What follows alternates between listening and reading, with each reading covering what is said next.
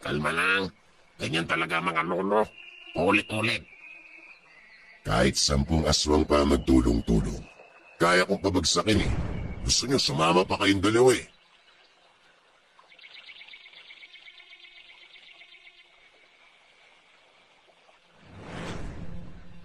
Oh, saan ka pupunta?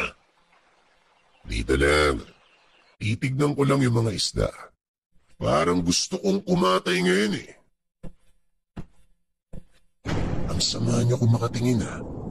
May problema ba kayo sa akin?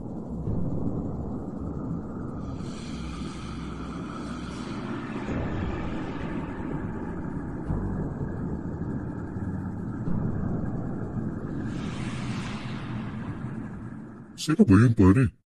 Nakilala mo? Sa pagkakaalam ko, mga bagong salta yan dito eh. Sila yung mga trabador sa pinapagawang bahay ni Kapitan. Hindi, wala naman. Hindi ko sila kalala. Nihaya ko lang, baka gustong makipag-inuman eh. Gabi na nang matapos mag-inuman ang magkakaibigan. Nagpaalam na sa isa't isa. Habang pawi si Marco, naramdaman niya na parang merong nagmamasid sa kanya. Nagpatuloy siya